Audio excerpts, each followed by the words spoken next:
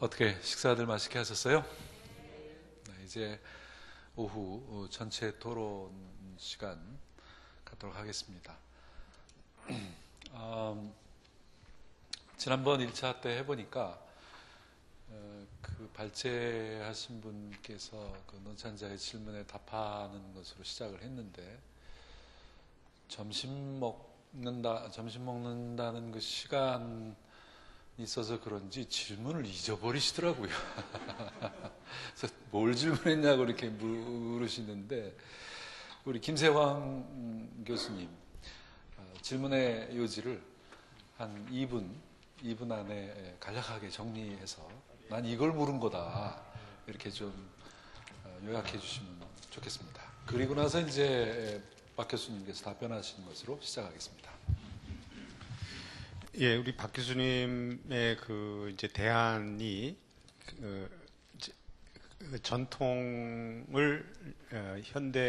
전통을 버리고 현대 문화를 택하기보다는 전통을 오늘에 맞게 재해석을 하면서 다시 이 전통의 가치를 그렇게 구현하자 이렇게 이제 주장을 하시면서 이제 그렇게 하는 노력을 이머징 예배가 좀 하려고 하거든요. 고대의 여러 좋은 것들을 현대적으로 그렇게 하는데 이제 그러다 보니까 이제 어떤 거에 대한 반대가 되냐면 현재 소위 이제 현대문화적이고 또 회중들이 원하는 찬송이라든지 이런 것을 하려고 하는 거를 가벼운 문화다 이렇게 이제 명명을 하기 때문에 오는 억울함이 있을 것 같아요. 현대문화적으로 예배를 열심히 하고 그래서 대중적이고 대형화된 교회의 예배자들은 자신들이 역동적인 예배를 드리고 있는데 이것은 전통과 멀어지고 본질에서 벗어나고 이제 그런 거 아니냐 그런 거라고 비판을 받기 때문에 억울해할 것 같다 하는 이제 그 질문이 하나가 있어요. 그렇게 하고 또 또 하나는 이제 공간 문제에 대해서도 마찬가지죠. 공간의 예배 신학적인 잘 갖추어진 그런 예배실보다는 오히려 이제 이 차세대들이랄 젊은이들이 주로 그렇죠. 저들은 그 공간보다는 역동적인 것들이 공간보다는 이제 아까 그런 극장식이라든지 어쩌면 너무 우리로서는 파격적인 그런 장소를 택해서 아까 힐송처치 말씀하셨는데요. 예, 힐송뿐 아니라 지금 젊은이들이 모인 곳들을 이제 특히 미국 교회를 중심으로 해서 관찰해 보면 하나같이 예배 공간에 대한 관심이 없달까, 뭐 그 가치를 안 두고 오히려 더 현대 문화적인 자기들의 문화 공간, 자기를 표현할 수 있는 문화 공간에서 예배 드리는 것을 더 진정성 있게 느끼는 그런 모습을 보면서 지금 박 교수님이 답하셔야 될 게 그런 잘 갖추어진 예전적 요소들과 지금 회중들이 역동적으로 느끼는 그런 공간의 감을 어떻게 잘 설득해 나가야 되느냐 하는 그런 문제죠. 저는 김세환 교수님 얘기를 들으면서 이제 엘리트주의, 또 대중주의 뭐 이런 단어도 생각이 났었습니다. 같은 맥락이신 거죠? 그렇죠. 박 교수님. 좋은 질문해 주셔서 감사드리고요. 일단 저는 우리가 갖고 있는 그 이분법에 대한 얘기를 좀 하고 싶어요. 이제 호미 바바라는 그 문화이론가가 제3의 공간을 얘기하면서 이제 그 사람은 이제 인도 봄베이에서 태어나가지고 영국 옥스퍼드에서 박사를 하고 하버드에서 가르치는 문화이론가인데 그 사람 이론은 뭐냐면은 소위 말해서 이제 1세계와 3세계를 구분하는 거, 식민지와 피식민지 구분하고 강대국과 약소국을 구분하는 것은 앞으로의 미래 세대는 적절하지 않다. 그런 이분법은 오히려 하이브리드 세대, 이게 일종의 혼종성, 뭐 잡종이라고 얘기하는데요. 3세기에 태어났지만 1세기에서 가르친다든지 1세기에서 태어났지만 3세기에서 일을 한다든지 하는 그 세대와 문화를 넘어서는 세대에 의해서 창조성이 생긴다라는 이야기를 합니다. 저희가 가지고 있는 선입견 중에 하나가 뭐냐면 전통과 현대, 가벼움과 무거움, 엘리트주의와 대중문화 이것을 극단적으로 양분화하는 사고 구조 자체가 저는 문제가 있다고 봅니다. 간단히 얘기하면 이런 거예요. 가벼운 전통도 있을 수 있고요. 무거운 현대도 있을 수 있습니다. 지금 다가오는 세대는요. 전통이 뭔지를 몰라요. 그리고 그 친구들한테는 경배와 찬양이 전통이에요. 그러면 우리한테의 전통은 그 친구는 전통이 아니거든요. 그러니까 항상 우리는 우리 위주로 우리의 카테고리로 항상 남을 이렇게 재단하는 거에 대해서 이제 익숙한데 그 댄 킴볼이라는 사람이 그런 얘기를 합니다. 앞으로의 세대는 포스트 리터지컬, 포스트 캐리스메틱 한 제너레이션이 온다. 이런 얘기를 하는데 다시 한번요. 포스트니까 다음 세대죠. 리터지컬. 그래서 예전주의 예전을 전통을 사랑하는 세대의 다음 세대. 포스트 캐리스메틱. 이건 뭐냐면은 이제 은사주의죠. 좀 아주 그 카리스메틱한 리더십에 의해서 운영되는 그런 대형 교회 중심의 어떤 그런 리더십 다음 세대라는 겁니다. 그 세대는 오히려 그것을 하이브리드하는 세대예요. 그래서 전통적이지만 현대적이고 현대적이면 전통적일 수 있다라고 하는 것이고요. 다시 쉽게 얘기하면 이제 김성환 교수님 말씀하신 대로 전통을 어떻게 해석해내느냐의 문제입니다. 그러니까 우리가 끊임없이 저 자신도 이 설명을 오래 하면 안 되죠? 짧게 하겠습니다. 아니요, 상관없습니다, 지금. 미국에서 이제 제가 공부할 때는 너무 전통적인 거예요. 이제 예배학을 하다 보면 예배학자들 자체가 정교회, 성공회, 루터교, 어쩌다 감리교입니다. 장로교는 예배학자 자체를 찾아보기가 힘들어요. 이게 무슨 말이냐면은 그 사람들에게 있어서 전통은 정말 초대교회 전통과 자기들의 정말 몇백 년 된 전통이 있거든요.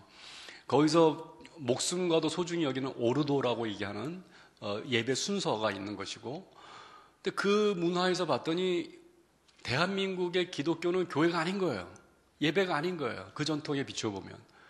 이거는 어디서 생겨난지 모르겠는, 그러니까 나 자신의 정체성이 뭐냐. 그러니까 호미바바라고 아까 제가 말씀드렸는데, 호미바바도 항상 그 갈등을 하거든요. 제3세계, 인도에서 태어나가지고 자기는 하버드에서 가르치는데 나는 영어도 이상하고 잡종이고 생각이 너무나 다른 거예요. 그러니까 그 사람의 학문의 여정 자체는 자기를 찾아가는 여정이었어요. 근데 저도 사실 박사 논문을 쓰면서 당신들의 예배는 내가 경험했던 예배가 아니다. 나는 부흥회,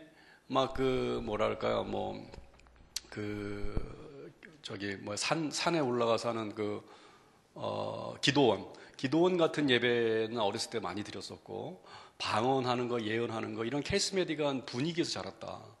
그러면 당신들의 전통에서 나는 설 자리가 없다. 이런 얘기를 많이 했었고, 결국은 제가 박사 논문을 뭘 썼냐면은, 미국 대각성 운동에 있었던 바딜리 익사이트먼트. 그래서 그 사람들의 부흥의 경건의 전통에서 그 몸의 그 떨림, 이런 체험, 이런 거 가지고 논문을 썼어요. 그건 뭐냐면, 저한테는 상당히 이제 반항심이죠.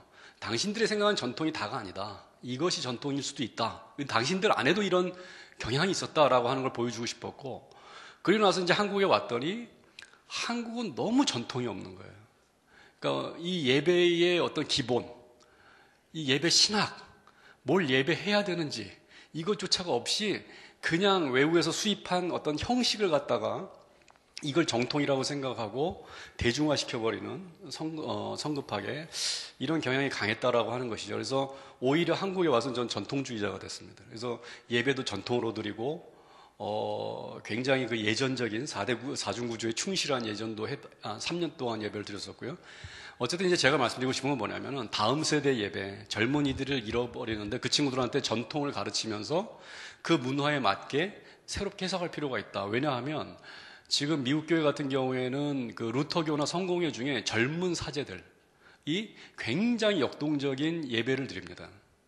아주 전통적인데도 불구하고 행진도 막 춤추면서 하고, 심지어 이제 샌프란시스코에 있는 그런 교회들은 그 중국인들이 많으니까 중국 문화를 수용을 해가지고 그 새해가 되면 이렇게 용하고 같이 이렇게 프로세션을 해요. 막 춤을 추면서 들어옵니다. 그거는 굉장히 중요한 그 문화적인 코드거든요. 예, 일단 거기까지 말씀 듣고 거기까지만 할게요. 김성환 교수님 다시 보충 질문하실 게 있습니까? 공간 문제. 예. 공간도 얘기. 마이크. 두 번째 공간. 예. 예. 공간이 뭐였죠? 그러니까 젊은이들이 그런 극장에서 이제 예배드린다든지 힐송처럼 스테디움에서 드리는데 그들이 거기에서 오히려 예배적 자리로서 자기들이 만족해하는 거. 그리고 우리가 생각하는 예배학자들이 좋아하는 그런 여러 그 잘 차려진 예배는 저들은 낯설어가지고 들어오고 싶어하지 않은 현상들이 제가 너무나 많이 목격을 하고 있어요. 예, 그거를 이제 아까 이제 하워드 가든을 제가 잠깐 얘기했는데 사람마다 갖고 있는 인텔리전스가 다 다르고 성향이 다르거든요. 젊은 친구들이라고 다 힙합을 좋아하느냐? 저는 그렇게 생각하지 않아요. 클래식을 좋아하는 사람들도 있을 수 있고 재즈를 좋아하는 사람들도 있을 수 있다는 겁니다. 이거를 우리는 젊은 세대는 다 힙합라고 카테고라이즈 하지 말자는 거고요. 그러면서 왜 저는 이제 그거의 하나의 예가 뭐냐면 떼제 공동체가 왜 유럽에서 중요한 청년 기독교 문화의 역할을 하고 있는지에 대해서 관심을 갖자는 거예요. 거기는 락이나 뭐 이런 요소가 전혀 없고요. 전자 악기를 쓰지도 않습니다. 그럼에도 불구하고 젊은 애들이 그렇게 오랜 시간 동안 무릎 꿇고 앉아가지고 기도를 하고 찬양을 해요. 그리고 예수 그리스도를 묵상하고 일주일 내내 그렇게 있다가 가거든요. 그것도 언어가 다른 사람. 그것도 세계 각국의 언어가 와가지고 같이 묶여가지고 그렇게 예배를 드리고요.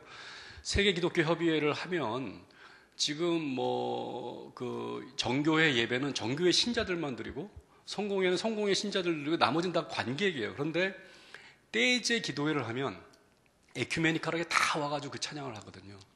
저는 이게 굉장히 중요하다고 보는 거죠. 그래서 지금 우리가 그 힐송이라든지 아니면 이 대중음악적으로만 청년 문화를 이끌어갈 거에 대해서 지금 저는 심각하게 우려를 가지고 있고 그 책임은 기성세대한테도 있다라고 하는 겁니다. 그래서 새로운 예배 또 새로운 음악들 예전적이면서 아름다운 예배를 우리가 아직 보여주지 못했기 때문에 그 친구들이 제한된 경험을 가지고 자기들의 그 뭐랄까요 나름대로의 예배를 찾아가는 과정이 아니었나라는 생각이 들고 지금 기성세대 목회자나 신학자들이 더 아름다운 예배를 보여주지 못한 거는 우리의 책임이다. 저는 그렇게 생각합니다. 아까 그 강연 가운데 그 이머징 처치 또 이머징 월십 뭐 이런 얘기 했는데 조금 생소하신 분들이 있을 것 같습니다. 저게 뭐냐 단어는 뭔지 알겠는데 예배 또는 교회와 연관되면 어떤 캐릭터냐 그런 생각을 갖고 계신 분이 계실 것 같습니다. 조금 간단하게. 예, 이머징은 이제 제가 한 거의 10년 전부터 강의하고 막 가르치고 한번 해보려고 했었고 그랬었는데 간단히 얘기하면 그겁니다. 그 전통을 아주 그 초대교회의 전통을 현대 청년들의 문화에 맞게 재해석한 거예요. 그래서 아주 고대의 그 기도문들을 사용한다든지 아니면 그 묵상 찬양을 많이 쓴다든지 또 하나는 시각 예술을 예배 안으로 도입을 하는 겁니다. 그래서 아까 제가 말씀드렸던 것처럼 지금 청년 예배는 거의 다 음악적인 부분에 있어서 특징을 갖고 있는데 그게 아니라 시각적인 부분에 있어서 체험할 수 있는 그런 시공간을 만들어주는 거죠. 다감각적이라는 겁니다. 그래서 예를 들면 조금 극단적이긴 한데 그런 거예요. 목사님이 설교를 하는 동안 그 설교 주제에 맞는 그림을 그린다든지 조형물을 옆에서 아티스트가 만들고 있어요. 그 사람도 설교를 하는 거죠. 몸으로. 사람들은 언어를 들으면서 눈으로 보고 그걸 감각적으로 느끼는 거예요. 그리고 나서 그 아티스트는 자기의 작품에 또 설명을 합니다. 그러니까 이거는 예술적인 부분과 그 목회자가 설교하는 텍스트 중심 전달이 같이 어떻게 하모니를 이룰 수 있는 그런 예배가 될 수 있고요. 또 하나는 고대의 그런 경전이라든가 뭐 기도문이라든가 그 찬양들을 적절하게 사용을 하는 그런 예배라고 볼 수가 있습니다. 예. 제가 자꾸 질문하는 것 같아서 죄송합니다만은 성찬과 애찬을 적절히 이렇게 논리적인 뭐랄까요 연계성을 가지고 예배 안에 좀 구현이 됐으면 좋겠다 그런 말씀도 하셨는데 성찬하고 애찬을 어떻게 구분하면 좋을까요? 그러니까 이 초대교회 문서 2세기 문서죠. 디다케를 보면 애매한 거예요. 이게 애찬을 얘기하는 건지 성찬을 얘기하는 건지 학자들마다 그 디다케에 그 나오는 문서를 해석하는 방식이 다 다르거든요. 그건 뭐냐면 초대교회에 이미 애찬이 있었는데 그것이 사라져가는 흔적이 이제 남은 거라는 것이고요. 그러면은 2세기 전만 해도 애찬, 그 유대교인들이 항상 드렸던 식사 예절 안에 주님의 그 마지막 말씀하신 그 말씀을 기억하는, 우리 소위 말하는 이제 제정사라고 하는 거죠. 제정사를 기억하면서 이제 나누다가 그것이 식사 자체가 굉장히 복잡해지고 어려워지니까 누가 차려야 하는지, 누구는 먹는지, 먹은 건 누가 치우는지 항상 이게 문제가 되다 보니까 그런 것들을 완전히 상징화 시켜버린 게 아닌가라는 생각을 하게 되는 거고요. 이제 4세기로 넘어가면서부터 완전히 성찬식, 이 상징적인 것만 남게 되었다라는 이야기가 있는데, 최근에 교회들이 이제 미국의 이제 뭐 미셔널 처치라든가 그 이머징 교회들 중에 식사를 드리면서 예배를 드리는 교회들이 있습니다. 실제로. 그래서 모여서 같이 음식을 준비하고 음식을 먹으면서 예배를 드리는 거예요. 그러니까 그 예배 자체가 굉장히 산만할 것 같은데 또 그렇지도 않아요. 그리고 예배 드리는 순간 자체가 굉장히 거룩하고, 식사를 나누면서 음식을 먹으면서 말씀도 전하고 서로 얘기를 하는 거죠. 그러면서 이게 공동체적인 그런 그 교회를 이끌어가는 것을 보면서 굉장히 독특한데도 불구하고 그런 공동체를 추구하는 젊은 목회자들이 있다라고 하는 겁니다. 저는 박 교수님 글 읽으면서 그렇다고 하면 우리가 예배 드리고 이제 가서 식사하잖아요. 끝나면 식사하는데 그것을 뭐 식탁 교제 뭐 이런 표현을 저는 개인적으로 좋아하고 씁니다만은, 그러면 식탁 교제도 예배다, 이런 명제가 가능할까? 뭐 이렇게 퀘션 마크를 붙이면서 글을 읽었습니다. 가능할까요? 예배에 대한 정의를 어떻게 내리느냐에 따라 다르다고 저는 생각이 들고요. 정말 예전적인 예배처럼 그 오르도에 따라서 아주 그 엄격하게 안수받은 목회자에 의해서 드려지는 예전적 예배라고 한다면 그건 어렵겠지만, 그렇지만 중요한 거는 그 예전적 예배조차도 그 기원에 있어서는 식사 예전과 분리되어 있지 않다라고 하는 것이고, 그것은 뭘 얘기하냐면 우리가 일상적으로 먹는 음식과 거룩한 음식, 그리스도의 몸과 일상적인 음식 사이의 간격을 없애주는 게 굉장히 저는 중요하다고 봅니다. 그래서 일상 안에 초월이 스며들어 있고 거룩함이 스며들어 있을 수 있도록 우리 안에 신자들을 훈련하는 것이 그 애찬과 성찬 훈련이라고 저는 생각이 드는데, 그것을 아주 테크니컬하게 할 수 있는 방식이 있다라고 하는 거죠. 예를 들면 예배 전에 같이 식사를 한다든가 간단한 애찬을 한다든가, 아니면 예배가 끝나자마자, 성찬이 끝나자마자 그것을 연계해서 애찬으로 들어갈 수도 있습니다. 근데 이제 큰 교회는 어렵겠죠. 그런데 이제 이게 한 100명 미만의 작은 교회들 같은 경우에는, 또는 큰 교회 안에 있는 작은 그룹들 같은 경우에는 얼마든지 실천이 가능하다, 그렇게 저는 생각을 합니다. 애찬에 대해서 잠깐 말씀드리면은, 예. 일단은 이제 보통 초대교회에서는 애찬 상황, 아까 말씀하신 대로 애찬은 레귤라 밀인데 그 상황 속에 있다가 갑자기 이제 성찬이관에서 이루어졌다, 그렇게 해석을 하니까. 근데 현재 저희 교단에서는 이제 애찬을 수련회 약식 성찬으로 주로 이렇게 해오는 바람에, 언젠가 총회에서 애찬이코로 약식 성찬 이런 그렇죠. 거죠. 네, 수련회 때 하는 걸 애찬식 그렇게 해왔어요. 그래서 그거를 금했습니다. 우리는 애찬식 같은 성찬은 안 하기로. 그래서 이제 그 애찬의 뭐 최근의 경향을 보니까, 전에 우리 예배학회 미국에서 사바나에서 했을 때 애찬식을 한번 했어요. 예배학회에서, 미국 예배학회에서. 그때 보니까 웨슬레 전통으로 이렇게 애찬식을 한번 시연을 한 거죠. 그 학교에서. 그때 보니까 어떤 거였냐면은 그냥 쿠키하고 주스 하나 이렇게 놓고 중보기도 하는 거였어요. 보니까 같이 중보기도 하고 각자의 기도 제목 내놓고 하는, 정말 영적 펠로십 이상은 아닌 거예요. 네, 성찬에 대한 요소가 전혀 없이 이미 그렇기 때문에 이제 그 구분은 분명히 해야 될 것 같고, 아까 이제 박 목사님 다이너 처치 같은 경우에 저도 한번 참여해 봤어요. 처음에 브루클린에 가서 처음 개척할 때 같아요, 그때가. 그러니까 아마 초대교회에 저녁에 예배 드렸다 하는 그 전통을 회복한 것 같아요. 그 목사님은 이제 예일 디비니티 스쿨 나온 여자 목사님이었는데 충분히 가능한 것 같아요. 그거는 아주 한 10명, 20명 그렇게 자기 음식을 가져와가지고 음식을 가져오는 것부터 예배고, 그리고 앉아서 준비하는 자체가 다 예배고, 똑같이 말씀도 있고 기도도 있고 성찬은 물론 당연히 하고 이제 그러면서 이게 조금 소문이 난 것 같은데 작년에 가서 제가 이렇게 한번 보려니까 이미 이제 예약을 해야 되고 그리고 막 너무 이제 사람들이 많이 방문을 하니까 자기들의 공동체가 이제 안 된다 해서 알겠습니다. 이렇게 폐쇄적이 돼 버렸어요. 예. 예, 그러면 이어서 저 최진봉 박사님 역시 한 2분 내에 질문을 요약해 주시면 좋겠습니다.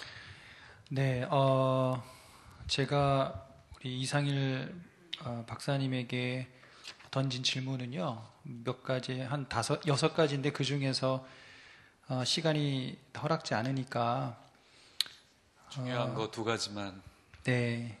우선 그 2번째인데요, 지금, 공동체성, 예배 교회 공동체의 공동체성이 음악을 통해서 더 강화되고 촉진된다라는 부분은 상당히 저도 공감하는 부분입니다. 그런데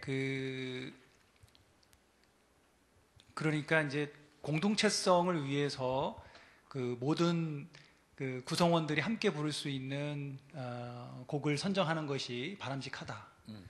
근데 또 다른 측면에서는 음악의 장르나 곡의 다양성을 추구해야 된다. 아하. 예. 그렇게 되면은 이제 요것이 좀 내부적으로 논점에 좀 상치되는 부분인 것 같아요. 이제 그것을 어떻게 이제 그 테크니컬리 현장에서 그거를 이렇게 서로 극복할 수 있는지 그게 요것이고 하나고요. 예, 또 요거 관련된 건데요. 뭐냐면 조금 더 근본적인 질문인데 지금 이 아마 성락성결교회도 이제 대부분 그럴 것 같은데 우리 예배가 세대 분리형이란 말이죠. 그 주일학교가 다 있는데 주일학교가 원래는 캐테케시스 그러니까 교리교육적 차원에서 이제 있어 왔는데 예배조차도 세대 분리로 좀 들이고 있단 말이에요. 이게 사실은 19세기, 18세기 영미권의 산업화 시대에 발생한 하나의 상당히 특이하고 이례적인 그 현상이었는데 기독교 예배 역사 2000년에 이런 건 없었거든요. 예. 특히 우리 개혁교회 같은 경우는 온 세대 모든 세대가 함께 모여서 예배드렸지. 근데 이제 그 예배 음악에서 교회 음악에서 예배 음악의 공동체성을 얘기할 때 전제가 무엇인가 궁금해요. 뭐냐면 오늘 이 논문에서는 주일 장년 예배 혹은 청년 예배 혹은 주일학교 예배 내에서의 다양성이나 공동체성을 말씀하고 있는 것 같아요. 오케이. 예, 그래서 그거 먼저 네, 답변하시고 네, 또 네, 네, 하겠습니다. 네, 네. 이 박사님. 저는 가능하면 모든 예배를 세대 연합 예배로 드리자고 주장을 하고 있습니다. 김세광 박사님의 글을 통해서도 제가 또 많이 참고를 했고요. 김세광 박사님 글에 이런 글이 있는 것 같아요. 한국 교회는 가정을 해체시키고 있다. 세대가 분리되는 가장 극명한 시간이 주일 오전인 것 같습니다. 한 차로 와서도 누구는 초등부 예배, 누구는 뭐 주차 관리하러 아빠는 가고, 엄마는 뭐 일부 찬양대 하러 가고, 큰애는 고등부 들어가고. 교회 형편에 따라 횟수와 방법은 다를 수가 있겠지만 가능하면 모든 예배를 세대 연합 예배로 드리면 좋겠다. 실제로 그래서 제가 세대 연합 예배를 드리는 교회를 교단과 지역을 초월해서 한 몇 교회 찾아봤는데 어느 교회는 주일 낮 예배, 저녁 예배, 수요 예배까지도 세대 연합 예배로 드리기도 하고 현실적으로 주일 낮에는 어려우니까 공간도 다 함께 모일 수 있는 공간이 없으니까 주일 오후 찬양 예배를 드리는 교회도 있고 제가 또 1년간 있었던 양평의 국수교회 같은 경우는 지금은 어떤지 모르겠는데요. 예배가 한 주에 딱 한 번밖에 없어요. 수요 예배도 없고 주일 오후 찬양 예배도 없는데 갓난아기부터 90대 할머니까지 함께 모여서 예배합니다. 그래서 저는 신앙을 전수하기 위해서라도 또 공동체성을 강화하기 위해서라도 철저하게 준비하고 목회자와 교인들이 마인드를 공유해서 점차 함께 모여서 예배하는 기회를 정 안 되면 한 달에 한 번이라도 저희 교회는 한 달에 한 번 매달 첫 주 온가족 예배라고 하고 있거든요. 한 달에 한 번이라도 자주 모일 수 있는 기회를 가지자. 왜냐? 신앙이라는 것이 학교에서 수학 가르치고 역사 가르치는 것처럼 그 또래의 아이들 모아놓고 주입식으로 가르친다고 해서 신앙이 성숙해지는 것이 아니고, 신앙이 성숙한 어른과 함께 예배할 때 예배는 저렇게 하는 것이구나 배울 수 있다. 신앙의 전수와 공동체의 강화를 위해서라도 저는 가능한 모든 예배를 세대 연합 예배로 하는 게 바람직하다. 그러기 위해서는 애들한테 맞추겠느냐? 제가 여러 교회를 봤더니 어느 교회는 애들한테 맞추더라고요. 애들이 어른한테 맞추겠느냐? 그건 기대하기 어렵다. 그러나 어른은 애들한테 맞출 수 있겠다. 그래서 애들이 좋아하는 노래로만 찬양하는 교회도 있고, 어떤 교회는 반면에 찬송가로만 하더라고요. 담임 목사님한테 여쭤봤어요. 애들이 따라 하나요? 어렸을 때부터 그렇게 교육시키고 하다 보니까 불평 없이 잘 한다 얘기를 하시더라고요. 애들은 어떻게 생각할지는 모르겠지만, 의지를 가지고 담임 목회자들이 의지뿐만 아니라 이런 의식의 공유가 필요하죠. 이게 좋구나 해서 시도했다가 역시 우리 교회는 안 돼. 그리고 모두 다 불만족하는 예배가 될 수가 있거든요. 그래서 다시 옛날로 돌아가는 교회들이 많이 있습니다. 철저한 준비가 필요하죠. 설교가 참 고민스러울 것 같아요. 근데 설교는 어떤가요? 설교. 그런 교회들이. 예. 그것도 여러 가지 방법이 있더라고요. 어느 교회는 아이들을 위한 설교를 먼저 하고, 그 다음에 이제 흩어져서 한 5분 정도. 미국에도 이제 많이 있는데 흩어져서 이제 분반 공부로 이제 하는 경우도 있고, 어떤 교회는 아이들이 장난쳐서 하나도 안 듣는 것 같아도 설교 후에 물어보면은 다 이해를 해요. 그래서 일부러 애들이 있다고 해서 수준을 낮추지 않는다는 교회도 있더라고요. 알겠습니다. 그것도 교회마다 사정이 많이 다를 것 같습니다. 다음. 그리고 더 하실 말씀. 제가 틈틈이 메모를 했는데 아까 6가지 질문에 대해서 짧게라도 한번 대답을 할까요? 아니면 아니요. 저희도 정해놓은 시간이 있어서. 두 번째 질문.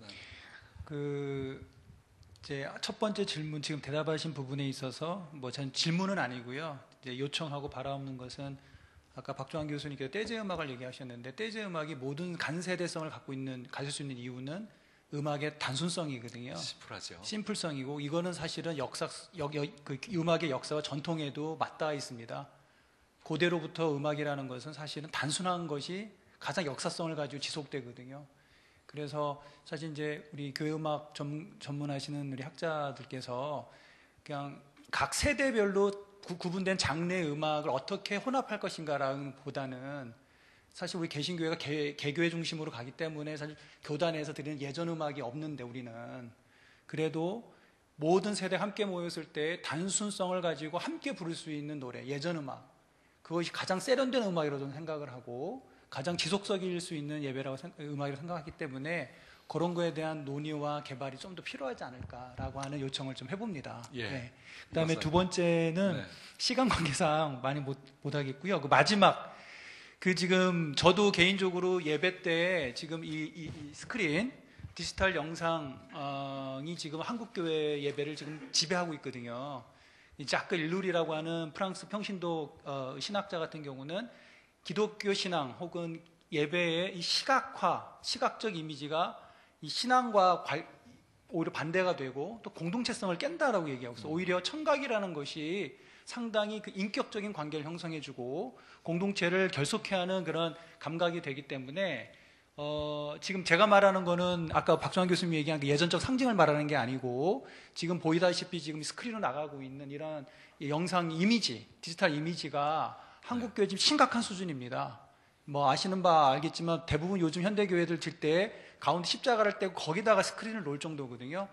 모든 예배의 모든 것들이 영상이 아니면, 스크린이 아니면 안 될 정도로. 지난주에 같은 경우는 어느 목사님이 그러더라고요.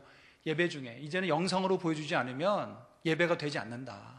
그럴 정도로. 그래서 우리 이상일 교수님께서 누구보다도 이 부분에 대해 상당히 그 비평적인 시각을 갖고 있어서, 그러면 교수님이 생각하실 때 예배 안에서 안 쓸 수는 없는데 어떻게 사용하는 것이 바른 영상 비디오의 사용인지 좀 듣고 싶습니다.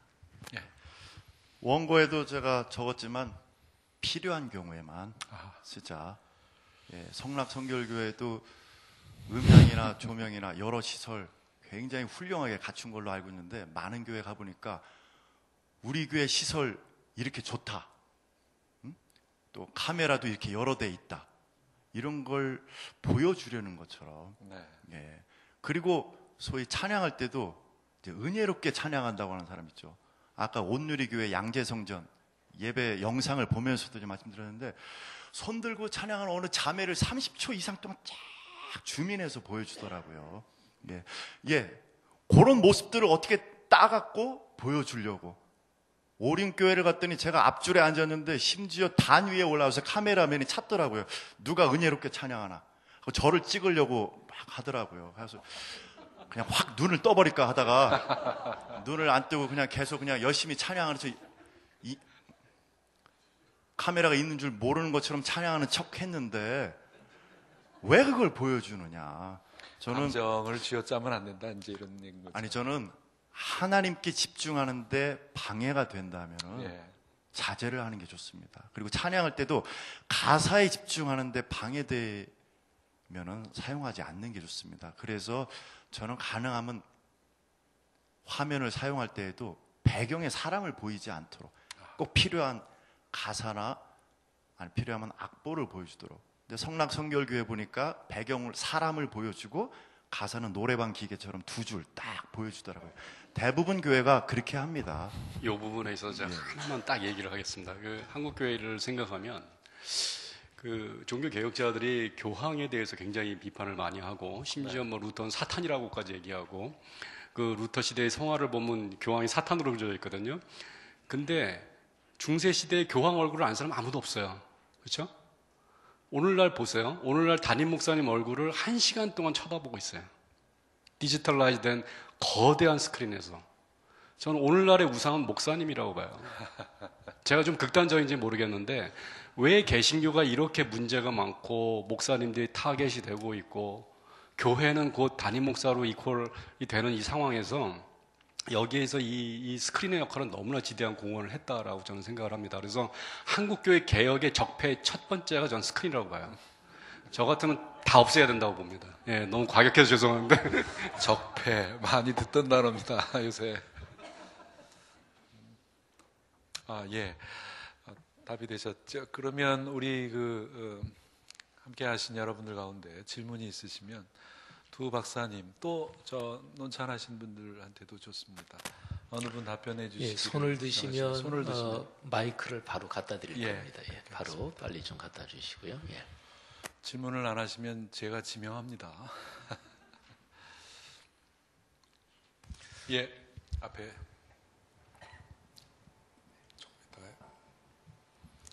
네, 저는 누구신지 어느 저는 교회 장충단교회에서 시온 찬양대를 지휘하는 이정옥 권사입니다. 이정우 권사님. 네네. 그 요새는 목사님들도 이제 가운을 안 입고 설교하시는 분들도 많으시더라고요. 근데 저희 교회에서는 성가대원들이 가운을 안 입고 싶어 해갖고 그런 성가대가 있어가지고 그냥 평상시에 그냥 예배 드릴 때 이른바 공예배 때만 가운을 입자. 네. 수요일 날도 목사님이 가운을 안 입으시는데 굳이 가운을 입을 필요가 있겠느냐. 이런 얘기를 하는 지휘자들이 있습니다. 교회 음악 전공하신 때 찬양대원들이 가운을 꼭 입어야 하느냐. 예, 어떻게 생각하시는지 네, 이 박사님. 교회 음악 하신 교수님 어떻게 생각하세요?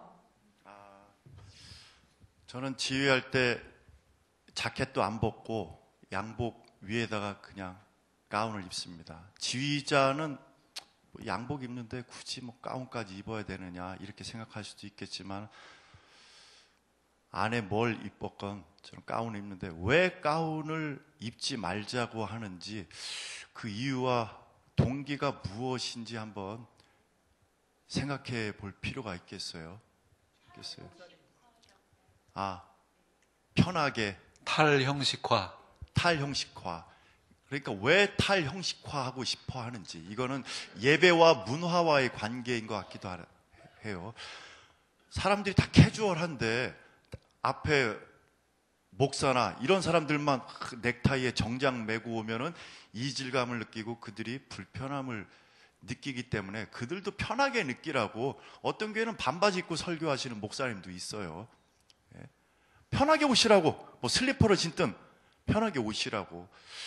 과연 누구를 우선으로 해야 되는가? 꼭 가운을 안 입으면은 하나님을 경외하지 않는 것은 아니지만은 왜 입어야 되고 왜 벗어야 되는지 한번 얘기를 했으면 좋겠고요. 저는 개인적으로 가운을 입고 합니다.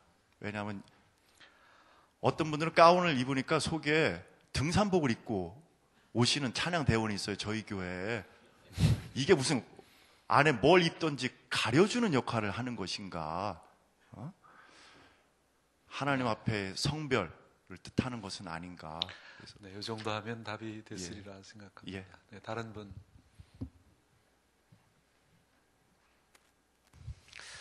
제가 이제 잠깐 하나 지금 질문하시는 분이 안 계신 것 같아서요. 근데 이제 결국에 예배의 문제는 예를 들어서 성수동에 있는 교회들 중에서도 같은 뭐 동네에 있는데, 근데 여기 있는 교회들도 서로가 뭐 교회 규모랑 상관없이 예를 들어서 한 5, 60분 모이는 교회나 몇백 명이 모이는 교회나 1000명이 넘는 교회나 상관없이 그 공동체 나름의 전통 또는 내려오는 분위기가 있잖아요. 근데 일반적으로 어떤 같은 지역에 있으면 또 같은 문화권에 있으면 또 이제 우리 여기 성수동이나 또는 바로 길 건너 압구정동이나 이제 지역에 따라서 문화적인 동질성이 아무래도 좀 높겠지만, 그런데 아까 말씀드린 대로 성수동에 있는 교회들에서도 각기도 다르잖아요. 그러니까 결국에는 예배를 어떻게 구성하느냐, 그거는 이제 목회적인 선택의 문제고, 또 그 교회 자체가 어떻게 예배를 지향하느냐, 이제 그 문제일 것 같아요. 아까 이제 찬송 얘기하신 것 중에서도 그야말로 제가 옛날에 강원도 대관령 지역에서 제가 몇 년 목회를 했는데, 근데 거기에서 중학생인데요. 중학교 지금 기억에 1학년, 2학년인데 여학생인데 기도를 하는데 서울에서 권사님, 장로님들보다 더 기도를 뭐 쉬운 얘기로 말하면 유창하게 하고 그렇게 그러니까 어른스럽게 기도를 해요. 근데 그거는 시골 교회니까 보통 중학교 때부터 교회 학교 반사를 하죠. 그러니까 금화권에서 쭉 자랐으니까 이제 그렇게 하는 거죠. 그러니까 결국에는 선택의 문제 같고, 그 선택의 문제는 리더가 이제 그 목회라는 게 또는 사역이라는 게 그 시대에 따라서 복음을 어떻게 재해석하느냐, 그 문제인데 결국은 리더가 선택하고, 또는 리더가 한 사람일 수도 있고 또 이제 같이 목사님, 장로님 또는 뭐 집사님들 같이 그룹일 수도 있고, 어쨌든 그 리더십이 선택하는 문제 같아요. 근데 이제 오늘날의 한국 교회는 유럽 사회 같은 경우는 뭐 선택의 폭이 그렇게 넓지 않아도 고민하지 않아도 되죠. 근데 우리 한국 사회는 이제 미국 쪽으로 해서 돌아 들어온 기독교, 또 판이 미국 판이니까 우리는 다 오픈돼 있으니까, 그러니까 이제 개교회 목회자들로서는 이제 선택할 때 이제 상당히 난감한 거죠.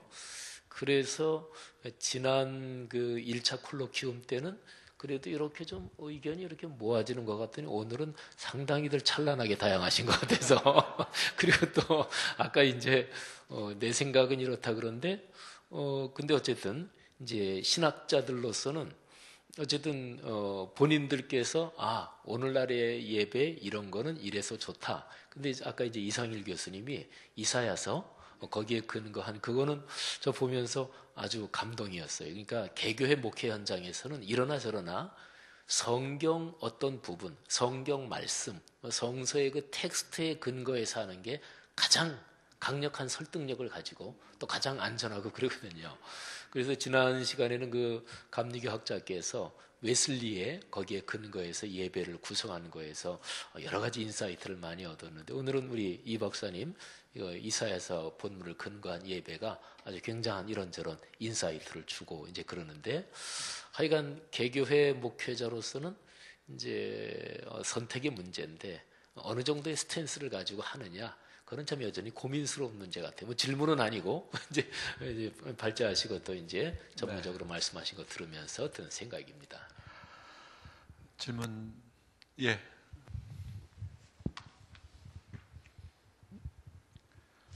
어느 교회 누구신지 먼저 말씀해 주시면. 네, 안녕하세요. 저는 수원의 원천 침례교회에 다니고 있고요. 그리고 지금은 이제 횃불 트리니티 MDB 과정 가운데 있는 학생인데요. 교수님들 성함이? 예, 박성관입니다. 네. 네. 교수님 말씀 들으면서 특별히 그 두 번째 그 발제 부분에 있어서 세대 간의 어떤 그 예배의 분열 이런 부분들 얘기 들으면서 가정 예배의 회복이 좀 필요하다는 생각이 많이 들었거든요. 가정 예배. 예. 그건 이제 부수적인 거고, 이제 그 제가 질문을 하고자 하는 것은 첫 번째,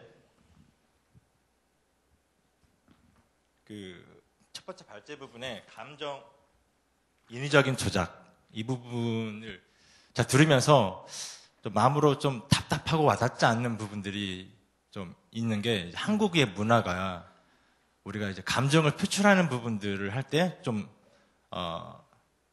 미개하고 좀 이렇게 상스럽다라는 그런 이미지가 있잖아요. 앞에서 감정을 이렇게 이렇게 표현하는 부분들이 특별히 한국 문화에서는 이제 남자분들이 특히 자기 감정을 잘 표현하지 않고 자제하는 게 미덕인 거예요. 네, 목사님들도 사실 이렇게 그 어떤 그 특정한 목적을 위해서 감정을 인위적으로 조작할 수도 있는데 그게 조작보다는 오히려 제 생각은 좀 도움을 주는 것도 있는 부분이 있지 않을까? 한국적 문화에서는요. 예. 워낙에 감정을 잘 표출하지 않으니까. 그래서 근데 그 글을 보면 굉장히 난해하고 좀 확 다가오지 않거든요. 그러니까 예배라는 현장에서 이런 인간의 감정을 자연스럽게 노출하게 하면 그 노출은 대안이 없는 노출. 그러니까 이게 자연스럽게 노출을 하게끔 하는데 이게 지금 메시지 가운데서 감정이 그 표출시키는 그런 언어로 이렇게 말씀하시는 거죠. 목사님의 메시지 안에서.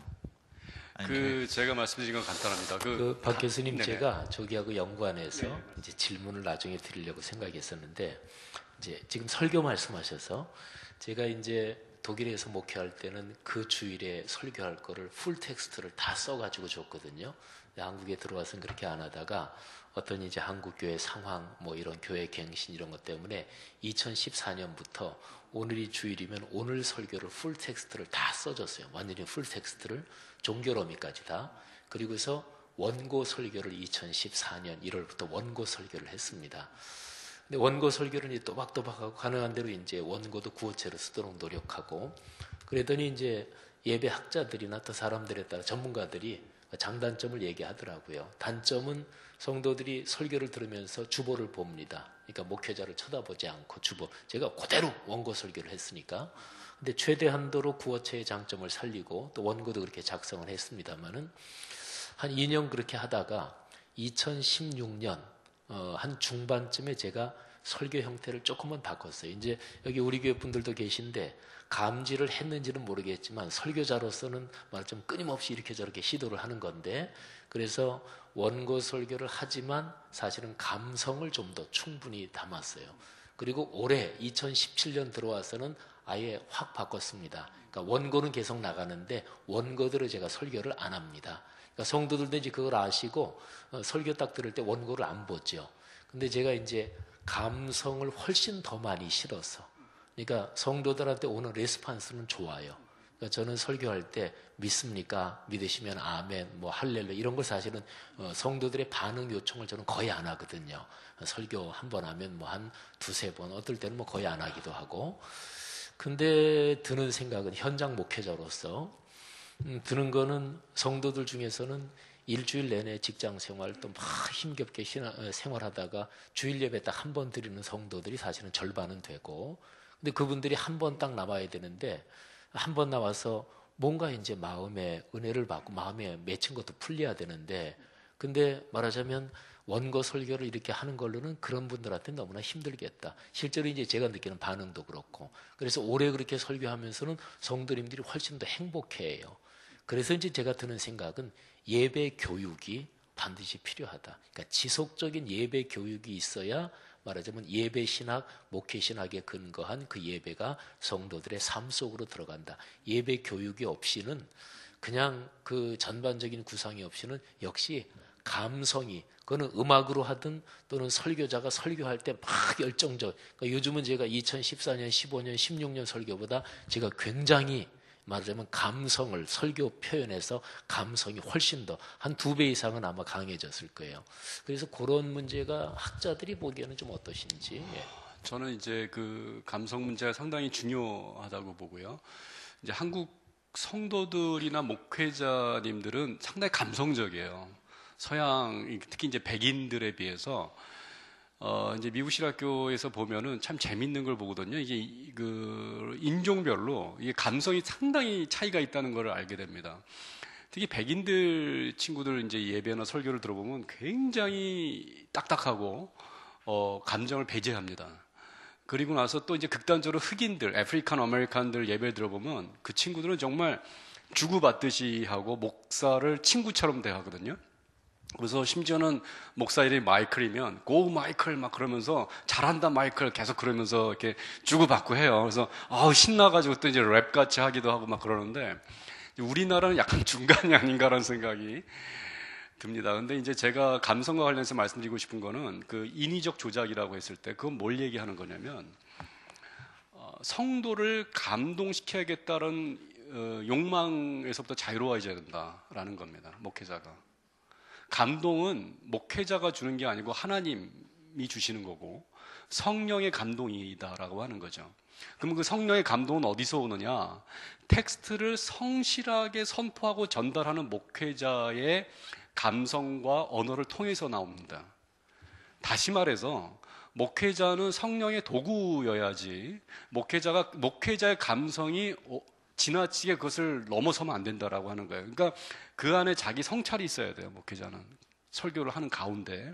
그러면서 이게 성령님이 주는 감동이냐 아니면 오늘 주일날 좀 심하게 얘기하면 이제 구탄판 하는 것처럼 눈물을 짜내기 위한 목회자의 그 열정이냐라고 하는 거예요. 결국은 설교도 어느 순간이 되면 부흥을 위한 수단이 될 수 있다라고 하는 겁니다. 근데 그 안에 그 감정을 기만할 수 있는 요소들이 있어요. 그래서 그거에 대한 경고이고요. 그래서 감성이라고 하는 것은 기독교적 감성은 말씀에서 나온다. 저는 그렇게 생각해요. 아까 이상일 교수님이 예배는 철저히 하나님 중심이어야 되고 말씀 중심이어야 된다고 하는데 저도 말씀이 올바르게 선포될 때 나오는 말씀에서 우러나오는 감성이 있다라고 하는 거예요. 그것이 성도들에게 젖는 것이고 목회자에게 흘러나오는 것이고 그것을 통해서 감동이 이루어질 때 성령이 역사를 하는 것이지 목사나 찬양 인도자가 심지어 이제 저는 그런 찬양 인도자도 만나본 적이 있어요. 이런 노래를 세게 계속하다가 갑자기 조용한 노래를 하거나 노래를 멈추면 청년들 반드시 운다는 거예요.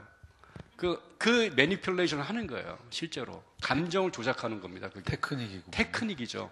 그러니까 그거에 익숙한 애 친구가 찬양 인도를 그만두는 걸 봤어요. 제가 자기는 너무 그거 익숙해서 너무 잘한다는 거예요. 더 이상 그걸 하고 싶지 않다고 하면서 찬양 인도를 그만두는 걸 본 적이 있거든요. 그래서 제가 그것은 언어를 무기로 하는 목회자도 마찬가지다. 이게 테크닉이 발전하면 사람을 들었다 놨다 할 수 있어요. 실제로. 그렇기 때문에 감성이 테크닉에서 나오면 안 되고 말씀에서 나와야 된다라고 하는 것들, 그 원칙을 저는 중요하게 생각하는 겁니다. 그러니까 이니셔티브를 성령께서 쥐고 운행하시도록. 오케이. 다른 저 맨 뒤에 정의 있는 김종건 목사입니다. 오늘 강의 잘 들었고요. 잠깐만요. 잘 못 들었습니다. 한번 다시. 정의 있는 교회 김종건 목사입니다. 네, 고맙습니다. 아까 그 감성에 대한 얘기는 저도 많이 동의하는 것이 한국 교회 목회자들이 설교를 할 때 보면 대부분 이제 웃기는 것을 해서 억지로 웃음을 유도하는 것들이 참 많이 있어서 유머.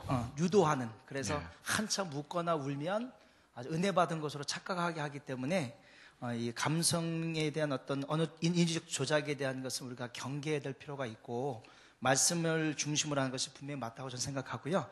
제가 좀 아직 잘 몰라서 교회사를 잘 몰라서 그렇지만 일단 설교 중에서 보면 지금 주로 그 3페이지에 보면 성찬 예적의 예전에서 초대교회나 고대의 기도문을 자주 사용할 것을 제한한다 이렇게 말씀하셨거든요. 네. 근데 이런 것에 대한 자료 공유나 이런 것들이 잘 없어서 이런 것을 어떻게 도움을 받을 수 있는지 구체적으로 어떻게 정보 제가 성공할 수 참 있는지. 안타까운 부분 중에 하나인데 정말 이게 서양의 신학교에 도서관에 가보면 고대 기도문만 거의 한 책장으로 한 면이 가득 차 있거든요. 근데 그런 기도문을 읽다 보면 너무나 감동적이 되죠. 예를 들면은 뭐 그 어거스틴의 스승인 암브로시우스 같은 사람의 기도문도 굉장히 현대적이고 아름답고 깊이가 있거든요. 영성이 있고. 근데 이제 문제는 뭐냐면 번역이 안 돼 있어요. 이런 좋은 기도문들이. 그 초대교회의 기도문들이나 이런 예전문들을 번역하는 게 사실은 저희가 많이 해야 될 작업 중에 하나입니다. 그 부분은 지금 예배학자들의 저변이 아직 두텁지가 않고 또 그런 거에 헌신할 수 있는 인력이 많지 않기 때문에 참 아쉬운 부분 중에 하나입니다. 그래서 아름답고 좋은 예배, 또 기도문, 예배문 이런 것들을 접할 수 있는 기회가 너무나 적어요.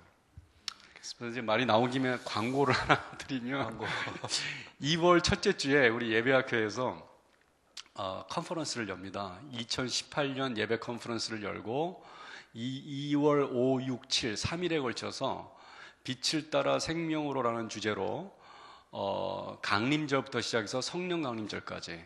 그래서 강림절 있죠. 그 다음에 성탄절, 주현절, 그 다음에 재수요일, 성금요일, 부활절, 그리고 성령 강림절까지 7번의 예배를 드리고요.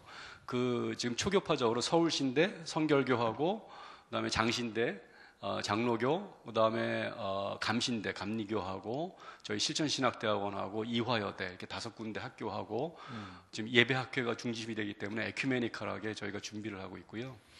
아무튼 첫 번째인데 앞으로 이 한국교회 예배 문화를 조금 확장해 나가려고 애를 쓰고 있습니다.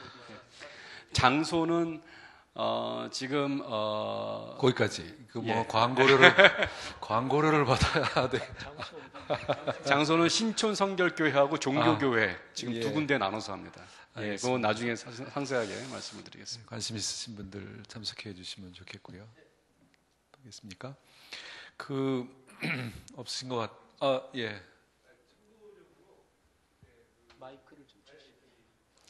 또 광고입니까?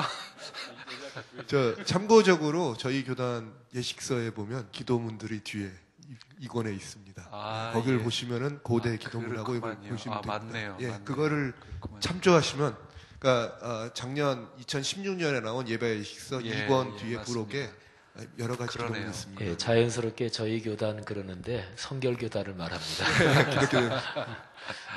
예, 알겠습니다. 예, 안동원 박사님.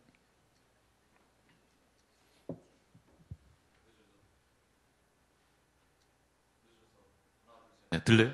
예, 늦어서 죄송합니다. 주최 측인데 원래 네, 그 무릎 꿇고 그러면 오늘 저희 학교 졸업식이 있었습니다. 그래서 참석하고 오느라고. 횃불 트리니티 신학대학원 대학교 안덕훈 교수입니다. 아까 그 기도문과 관련해서 그 제가 숨은 그림 찾기라는 생각이 드는데 한국교회 여러 곳에서 자기 나름대로 기도문을 만드는 목회자들이 있습니다. 예를 들면 소망교회 김지철 목사님은 몇 년 전부터 참회 기도를 설교에 연관된 것으로 매주 새롭게 써서 출판을 했어요. 굉장히 잘 썼습니다. 그 다음에 청파교회 저희가 이제 모실 분인데 김기선 목사님은 거둠의 기도와 그 다음에 성만찬 기도를 이렇게 투획이라고 그러죠. 약간 변형해서 만들었는데 굉장히 잘 쓴 기도문입니다. 문학적인 그 향기가 너무 아름다워서 정말 그대로 두기 아까운 그런 기도문이 있고요. 경동교회에도 그 전에 목사님은 이제 예문을 더 많이 만들죠. 지금 목사님도 아주 그 정밀하게 기도문을 작성하고 있는 걸 제가 보았어요. 그거는 우리가 목회자가 어떤 철학을 가지고 어떤 생각을 가지고 고전에서 따올 수 있는 지혜들이 있고 우리가 현대적인 아름다운 문학적 능력을 배양시킴으로써 얻어낼 수 있는 열매들도 대단히 좋습니다. 우리가 그렇게 찾아가면 될 것 같고요. 알겠습니다. 또 하나는 이제 아까 스크린 그것도 교회의 형편과 목회자의 철학에 따라서 굉장히 지혜롭게 사용하는 분들이 많았어요. 아하. 예를 들면 나들목교회 같은 경우에는 스크린을 사용하되 절대 사람 얼굴을 비추지 않습니다. 원칙이 있어요. 두 번째, 폰트를 화려하게 사용하지 않습니다. 아하. 예, 폰트가 화려하면 사람이 거기 집중하기 때문에 정보 전달만을 위해서. 3도 이상의 색깔을 사용하지 않습니다. 이 이야기는 뭐냐면 흑백으로만 한다는 얘기예요, 스크린을. 근데 제가 희한하게 그걸 눈치채지 못하고 예배를 드렸는데 끝나고 나서 그리고 드리는 도중에 느꼈던 건데 확실히 집중도가 올라갑니다. 화려한 거보다도. 화려한 것보다도. 예. 그래서 그런 예들이 우리 가운데 있으니까 참고하면 좋겠다라는 알겠습니다. 생각을 해봅니다. 예, 스크린과 예, 관련해서 한마디만 드려도 제가 끝내기 전에 될 꼭 것 한번 질문하고 싶은 건데 침묵의 기도입니다. 여러분 이거 아까 설명 들으시고 또 텍스트에도 있었습니다만은 이거 우리 개신교하고는 상당히 이질적인 요소입니다. 그러니까 이질적이다라는 데서 배척해야 이런 느낌이 아니고 그러니까 잘 모르는 거죠. 아 저렇게 해가지고 어떤 효과, 어떤 감동 그런 게 이게 맛을 못 본 거죠. 사실은 그게 어떤 맛인지 먹어봐야 맛을 아는 건데 그 맛을 기억하고 다시 찾아가야 단골집이 되는 건데 사실은 침묵기도 뭐 가톨릭 신자들은 피정도 뭐 하고 뭐 그래서 뭐 이제 그런 분위기에 이제 익숙합니다만은 이게 어떤 맛인가요? 한번 여쭤보고 싶었어요. 저희 교회에서요. 이제 침묵 기도가 이제 아까 이제 교수님들이 주로 안 맞을 것 같다 그랬는데 제가 이제 경험한 바로는 뭐 일단 해보면 별로 그냥 뭐 어색하거나 그러지 않습니다. 그러니까 이제 보통 이제 아까 말씀하신 것처럼 설교 후에 침묵하고 반주 나오고 그거는 통상적으로 많이 하고 근데 반주도 하지 않고 침묵 기도도 이렇게 가끔 하는데 뭐 그냥 뭐 예를 들어서 성도들이 어색하다 왜 그런 거 이런 거는 없고요. 그리고 한 2년 전에 저희 교회에서 베스파를 한 1년 넘게 했던 적이 있어요. 저녁 기도죠. 교회 역사에서 아주 오래된 기도인데 베스파를 하면서 사실은 그 렉티오 디비나 그거를 적용해서 사실은 렉티오 디비나가 보통 이제 렉티오 오라티오 그리고 렉티오 메디타티오 오라티오 컨템플라트 4개로 하는데 렉티오 디비나가 꼭 4개는 아니거든요. 그래서 사실은 귀고이세 그 글이 남아 있어서 의뢰하면은 4개로 하는데 3개도 있고 6개도 있고 5개도 있고 순서가 완전히 거꾸로도 있고 그래서 렉티오 디비나의 본질은 성경 텍스트를 읽고 묵상한다. 텍스트를 삶으로 이어지게 한다. 이게 렉티오 디비나의 본령인데 그래서 이제 그때 베스파 저녁 기도를 하면서 한 40분, 35분에서 40분. 근데 설교 없이 그리고 시편을 계속해서 했는데 시편을 한 본문을 읽어주고 그리고서 이제 잠시 묵상하게 합니다. 그리고 또 읽어주게 하고 또 그냥 그때는 이제 반주도 없이 그냥 완전히 침묵하는 거죠. 그렇게 해서 3번인가 읽어주고 그렇게 했던 적이 있거든요. 근데 침묵 기도가 그렇게 적용하기가 어렵지 않다. 저는 이제 그렇게 느꼈고 또 하나는 침묵 기도나 아니면 굉장히 요란한 기도나 종교적으로 엑스타시에 이르는 길은 양쪽 길이 다 있거든요. 뭐 수피즘 같은 데도 막 춤추면서 하잖아요. 그러니까 한국교회 저는 근본적으로 요즘은 영성 얘기하면서 그 렉티오 디비나 또 침묵기도 얘기 많이 하는데 침묵으로 말하자면 컨템플라트에 들어가는 길도 있고 우리 전통적으로 우리 기독교 한국교회에서는 막 방언기도 하다가 이게 입신하잖아요. 종교학적으로는 그렇게 해서 입신 들어가는 거나 아니면 침묵기도 하면서 컨템플라티오로 들어가는 거나 저는 똑같다고 봐요. 근데 이제 하도 요즘은 유행이 그쪽이니까 근데 균형은 잡힐 필요가 있다 하는 생각이 들어요. 네. 어쨌든 박 박사님. 예, 그 맛이 지원 목사님 뭐 다 말씀해 주셔가지고요. 더 이상. 예, 저는 이제 지원 목사님 같은 경우에는 굉장히 독특한 목회라고 봐요. 이게 지원 목사님 목회가 일반적인 한국 목회자의 수준이라면 굉장한 거거든요, 사실은. 그런데 이것을 일반화해서 볼 수가 없다라고 하는 게 이제 문제고요. 그만큼 교육이 된 상태에서 예배를 드리는 것은 그리고 성도들에게 뭐 렉시오 디비나라든지 이런 침묵이라든지 이런 예배의 요소들을 충분히 소화할 수 있을 만큼 훈련이 된 성도들이라고 한다면 그분들이 방언을 하던 무슨 통성 기도를 하건 침묵 기도를 하건 저는 그건 중요하지 않다고 보는 거예요. 그래서 지금 왜냐하면은 아까도 말씀드린 것처럼 한국 교회의 기도 유형 자체가 마치 방언 기도나 뭐 통성 기도밖에 없는 것처럼 생각하는 것 자체가 문제라고 하는 것이고, 이것들이 지금 균형을 잡지 못하고 있다라고 느끼기 때문에 오히려 지금 침묵 기도에 대한 강조를 하고 있다라고 보는 것이고요. 오히려 그것이 어느 정도 훈련된 성도들이라고 한다면 상황에 맞게 통성 기도도 할 수 있고 방언도 할 수 있고 전 침묵 기도도 할 수 있다고 생각을 합니다. 단 그것은 하나의 미디어일 뿐이에요. 하나님을 만나고 초월자를 만나는 하나의 미디어이기 때문에 그렇게 우리가 인식했으면 좋겠다라는 것이죠. 그런데 침묵이 절대적인 방식은 아니다. 저는 그렇게 생각을 합니다. 네, 마지막 한 번만 더 질문 받고 마치겠습니다. 누가 마지막을? 예, 정 목사님.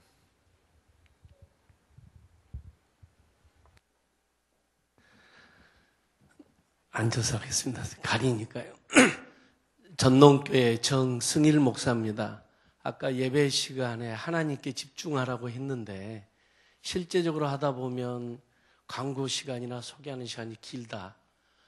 저도 또 헌금 기도도 또 좀 목회 기도 겸해서 하는 거에 좀 길어지고 하는데 이런 조절을 어떻게 합니까? 그러면 실제적으로 목회에 있어서 또 그 시간밖에 없거든요. 찬양을 많이 해야 한다 이렇게 알고는 있지만 또 계속 예배 시간이 늘어지고 또 거기에도 문제가 있고요.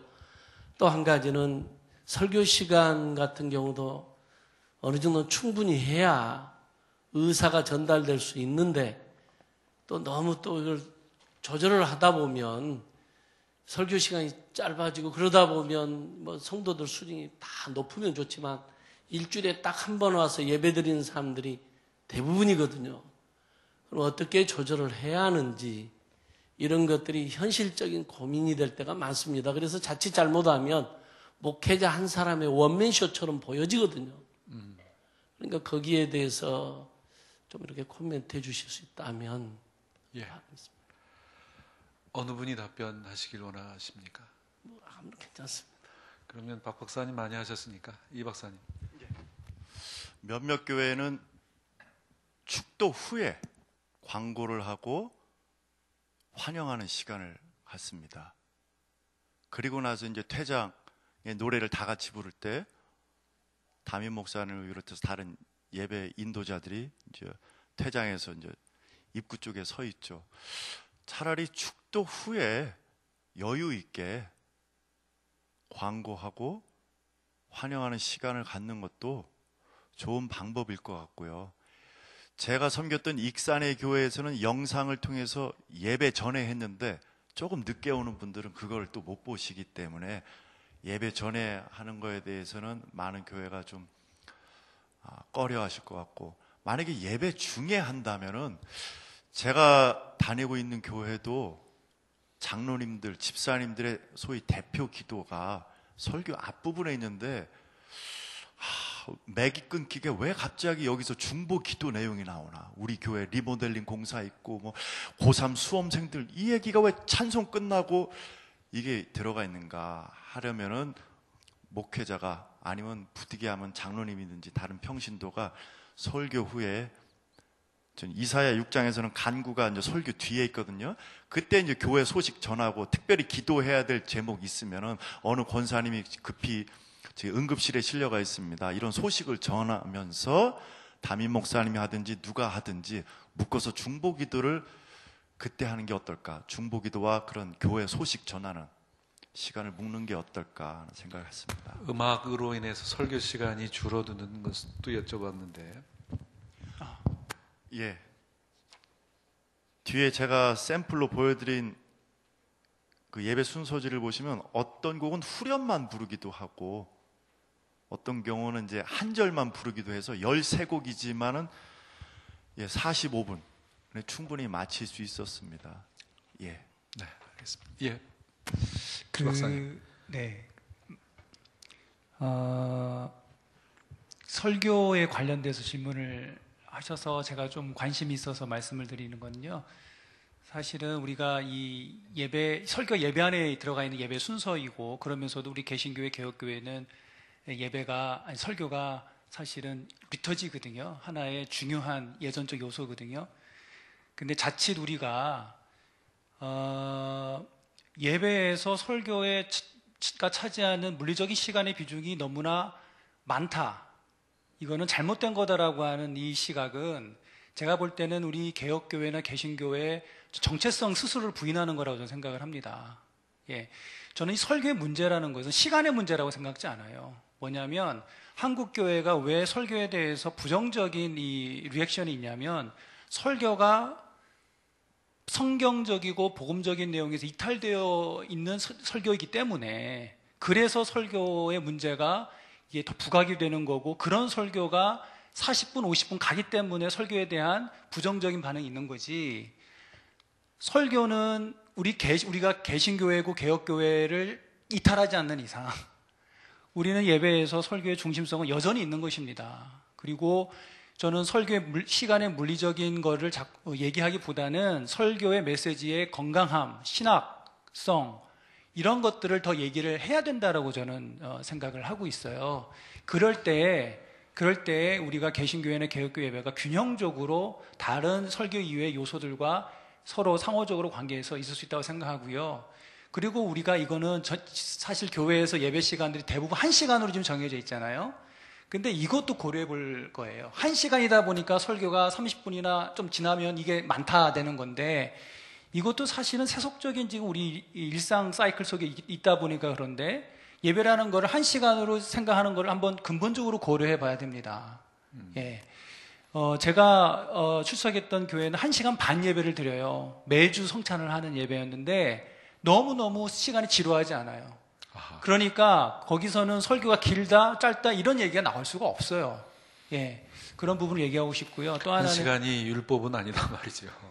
그렇죠. 예. 근데 사실 이제 그런 게 다 뭐와 연관되어 있냐면 교회가 이제 현대교회가 주차장을 이제 있게 되고 차량이 오게 되고 하다 보면은 그런 것들을 이제 고려하다 보면 1시간 안에 모든 것들을 해결해야 되는데 설교가 상대적으로 포션이 이제 강화되니까 커지니까 그런 면들이 사실 교회 예배를 생각할 때 근본적으로 고려해 볼 부분이라고 생각을 하고 이거는 교회론과도 연관되어 있는 거죠. 사실은 현대교회가.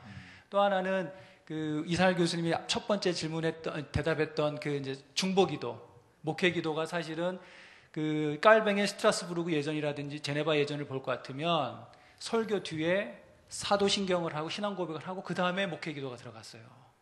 그러니까 이거는 지금 성공회 예전에도 그렇게 하고 있거든요. 그러니까 이제 왜 설교 앞에 목회기도가 들어갔는지는 우리 개혁교회 전통에서는 이거 없는 거예요, 이게. 예, 그러니까 이런 부분들은 역사적인 자료가 있으니까. 예, 목사님. 그 신학자께서 그 설교를 변호해 주시니까 목회자로서 아주 너무 신납니다.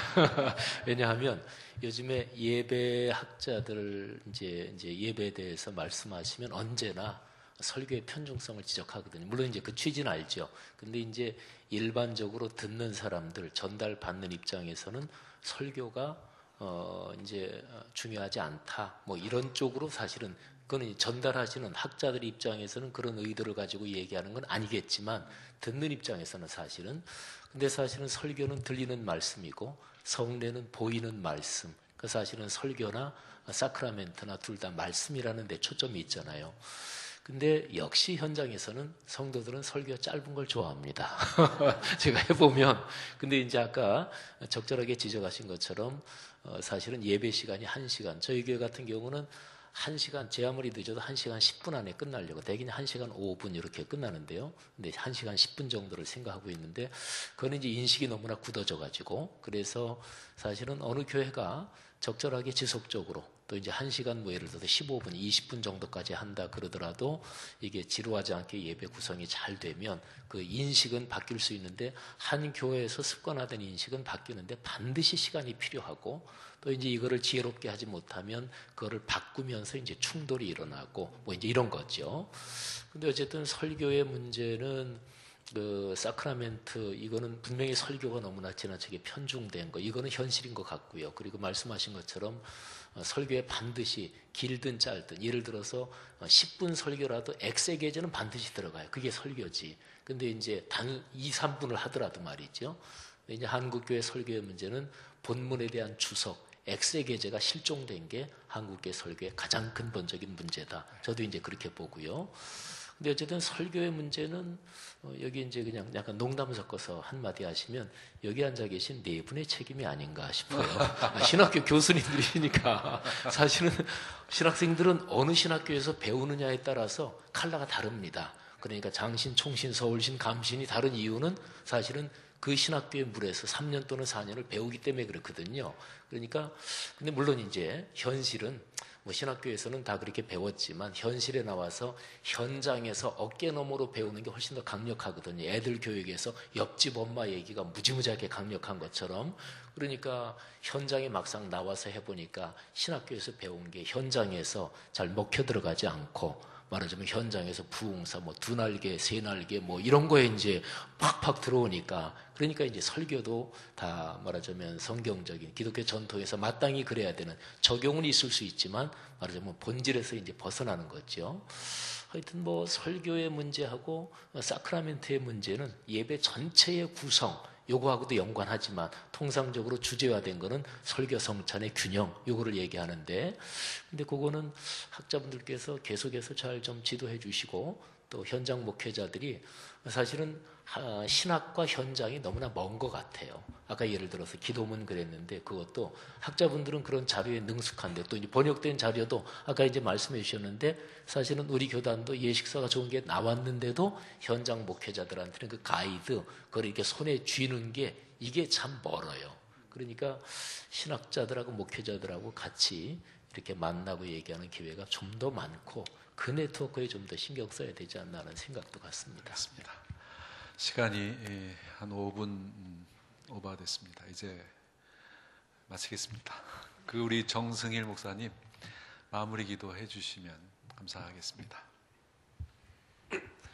아버지 하나님 감사합니다. 이처럼 아버지 하나님만을 예배하고 아버지 하나님 중심으로 살아야 하는데 그렇지 못한 현실이 안타까울 때가 너무나 많습니다. 아버지 하나님, 우리에게 지혜를 주시고 성령의 능력을 주셔서 이렇게 가르침받은 그런 모든 내용들이 목회 현장에서 잘 적용될 수 있도록 인도하여 주옵소서. 오늘 수고하신 모든 교수님들, 참여한 모든 분들, 아버지 하나님의 놀라운 은혜가 함께하여 주실 줄 믿고 예수님 이름으로 기도드리옵나이다.